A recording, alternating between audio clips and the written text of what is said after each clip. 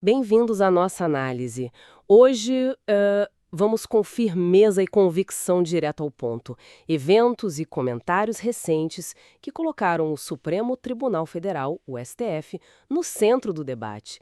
Temos aqui análises, trechos de discursos, material que chamou bastante atenção.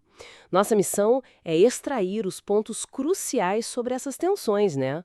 E o ponto de partida, acho que é inevitável, são as declarações do ministro André Mendonça lá em Lisboa. Ele foi uma voz, digamos, dissonante num evento cheio de autoridades. Ok, vamos então desempacotar isso. O que exatamente ele falou que gerou tanto barulho? Olha, ele tocou em pontos bem sensíveis. Sugeriu que o STF talvez devesse repensar essa competência enorme para julgar crimes comuns, sabe? E focar mais no papel de guardião de garantias de direitos fundamentais. Falou da necessidade de refletir sobre o excesso de judicialização e também sobre quem pode acionar o STF diretamente. Ele até comparou, né? Mencionou modelos como Alemanha, Espanha, onde se exige mais, digamos, representatividade social. E ainda reforçou a importância do tal juiz das garantias, aquela ideia de separar quem investiga de quem julga para garantir mais imparcialidade. Ele mesmo admitiu ter posições minoritárias em alguns julgamentos, né?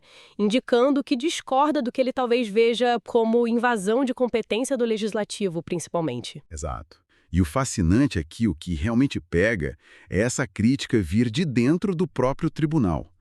Quando o ministro do STF levanta esses pontos, muitos interpretam como um recado direto, sabe? Um questionamento ao chamado ativismo judicial. Ou seja, aquela percepção de que o tribunal estaria indo além, né? Passando da interpretação para, tipo, criar política pública. E é um possível excesso de poder mesmo. As falas dele, elas se conectam com outras preocupações que a gente vê nas fontes, né? Julgamentos polêmicos, tipo os do 8 de janeiro, ou o debate sobre usar o termo desinformação, que alguns temem ser um caminho para a censura, e essa sensação geral de que o STF estaria legislando ou interferindo demais no executivo. E tem mais lenha nessa fogueira, né? Outro ponto que surgiu e causou tensão, a admissão do AGU, o Jorge Messias. Ele disse que costuma discutir previamente com ministros do STF antes de levar certas causas do governo para a justiça. Aqui o negócio fica realmente interessante. Pois é, isso levanta, assim, questionamentos bem sérios sobre a imparcialidade, né? Aí que distância que a gente espera do judiciário.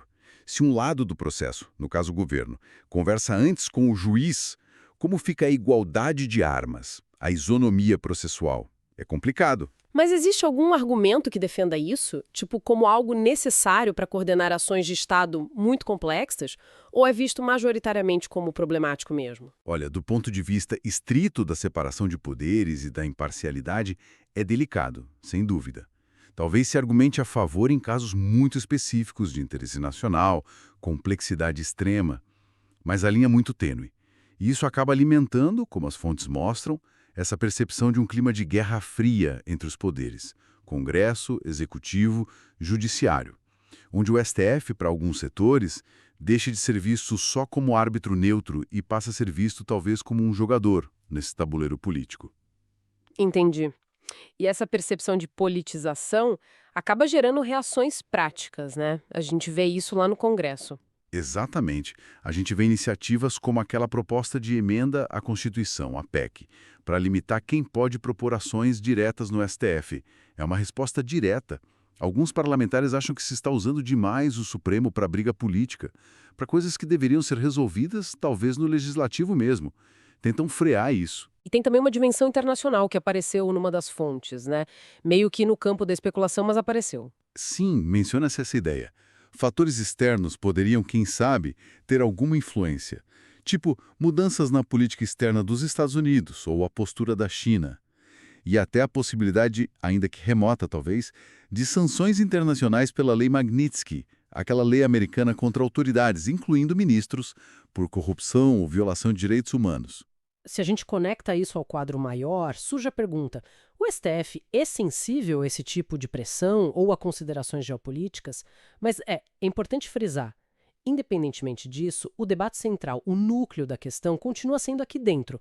Qual é o papel constitucional exato do STF no Brasil? Certo. Então, para a gente amarrar aqui, o debate sobre os limites, o papel do STF está pegando fogo. E as críticas vêm até de dentro da própria corte, como a gente viu nas falas do Mendonça. Exatamente. E isso nos deixa com aquela pergunta final, né? Uma provocação para quem acompanha. Com essas fissuras internas, com esse cenário político tenso aqui dentro e com possíveis influências de fora. Para onde vai o judiciário brasileiro? A gente vai ver uma recalibração, uma autocontenção, ou a tensão entre os poderes vai continuar, talvez até aumentar? Fica aí a reflexão. E aí, o que achou das informações?